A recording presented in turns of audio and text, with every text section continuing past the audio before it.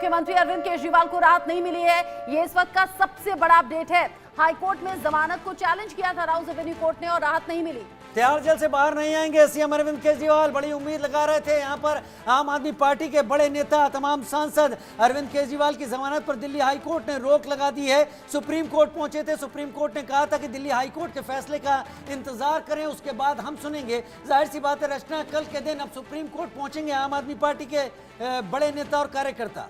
Rouse Avenue court ने जमानत दे दी थी, उसके बाद तैयारी हो रही थी, आतिशबाजी हो रही थी। रिसीव करने के लिए सुनीता केजरीवाल, उनकी पत्नी, जाने वाली थी। एंड मोमेंट पर ईडी ने कर दिया रुख हाईकोर्ट का। हाईकोर्ट में जाकर अपने लॉजिक दिए गए। ये बताया गया कि जमानत पर अगर बाहर आते हैं तो केस प्रभावित होगा, गवाहों को प्रभावित किया जा सकता है। और अलग अलग दलीलों के साथ जब हाईकोर्ट ने मामले को सुना तो फैसला सुरक्षित रखा। और अभी जानकारी है कि रात नहीं, आयुष शर्मा दिल्ली से ज्यादा अपडेट के साथ जुड़ गए इस खबर पर हमारे साथ। आयुष, आपकी ये सबसे बड़ी खबर, हाईकोर्ट से राहत नहीं मिली अरविंद केजरीवाल को, अब सुप्रीम कोर्ट जाने की तैयारी होगी।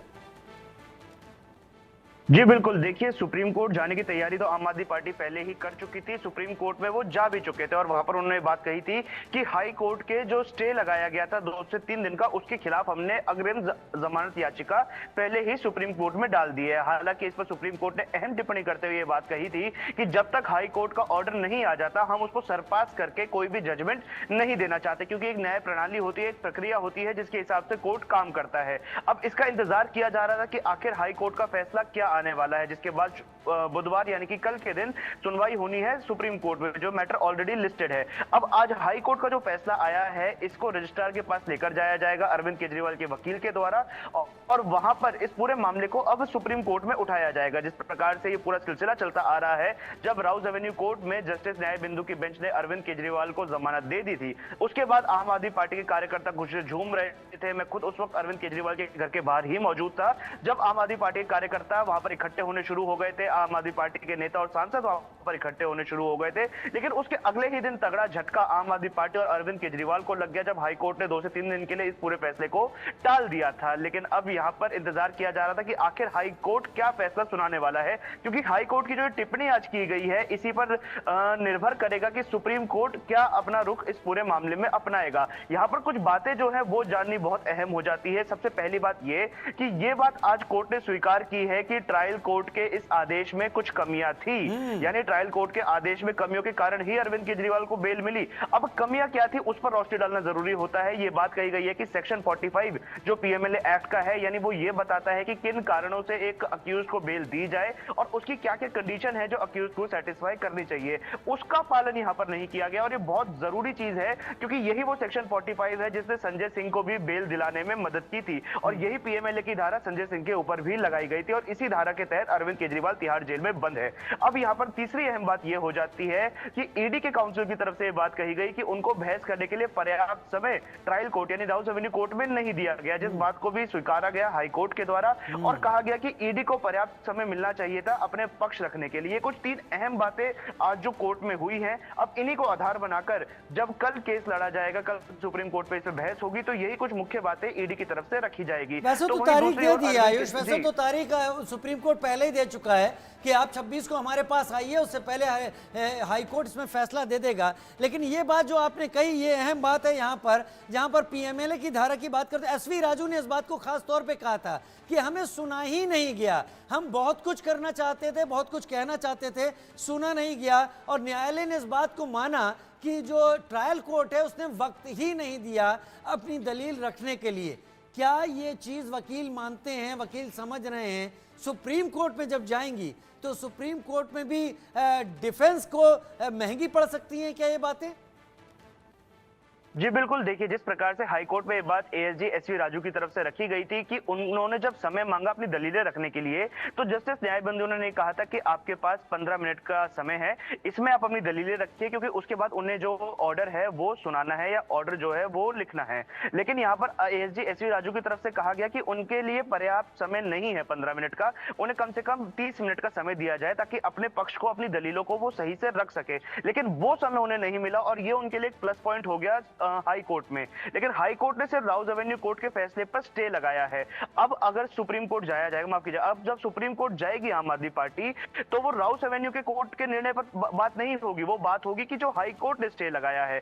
अब सुप्रीम कोर्ट जो फैसला सुनाएगा वो हाई कोर्ट के स्टे के ऊपर सुनाएगा, और अब ईडी को मौका मिलेगा अपनी दलीलें रखने का।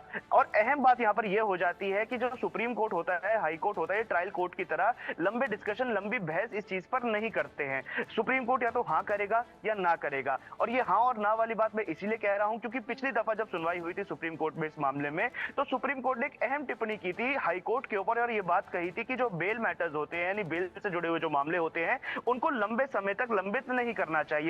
इमीडिएट इस पे या तो फैसला सुना देना चाहिए या शाम तक उस फैसले को अपलोड कर देना चाहिए। यानी अब सुप्रीम कोर्ट से भी यही उम्मीद की जाएगी कि जल्द से जल्द वो इस पूरे मामले पे सुनवाई करके अपना पक्ष जमानत मिली स्पष्ट थी कर दे। आयुष, वो भी सुप्रीम कोर्ट की तरफ से मिली थी, राउस एवेन्यू कोर्ट से अब जमानत मिली, जिसे हाई कोर्ट ने स्टे लगा दिया और ये कहा कि नई जमानत नहीं मिलेगी, बेल पर रोक जारी रहेगी। अब सुप्रीम कोर्ट से उम्मीदें इसलिए भी ज्यादा होंगी आम आदमी पार्टी को, अरविंद केजरीवाल की लीगल टीम को, कि शायद सुप्रीम कोर्ट से राहत मिल जाए। आपने कहा कि इस तरह के केसेस बहुत ज्यादा लंबे नहीं खींचने हैं, तो क्या ये माना जाए कि अब जब हाई कोर्ट का फैसला सामने आ चुका है, आज ही सुप्रीम कोर्ट में चैलेंज किया जाएगा इस फैसले को आगे, और राहत या फिर जो भी फैसला है जल्द आ जाएगा?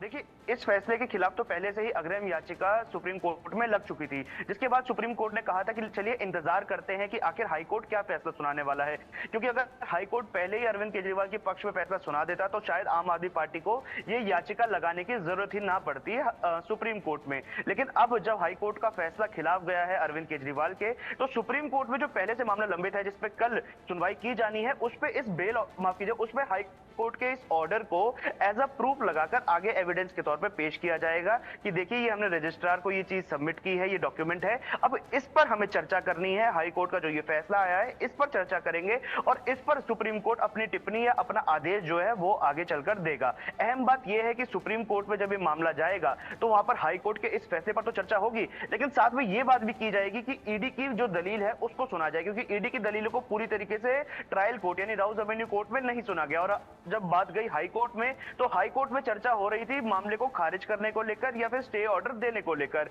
अब यहां पर ईडी को क्या मौका मिलता है सुप्रीम कोर्ट में अपनी बात रखने का, ये एक अहम मुद्दा कल के दिन होने वाला है। जी आयुष, आप रहिएगा साथ में। जो दर्शक हमारे साथ अभी अभी जुड़े हैं वो जान लें कि राउस एवेन्यू कोर्ट ने जो जमानत दी थी उसे चैलेंज ईडी ने किया था हाई कोर्ट में, और हाई कोर्ट ने अभी जमानत पर रोक लगा दी है।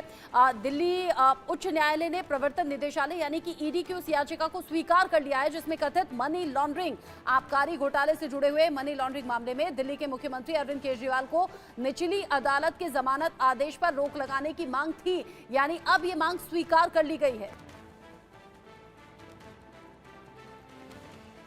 बहुत बहुत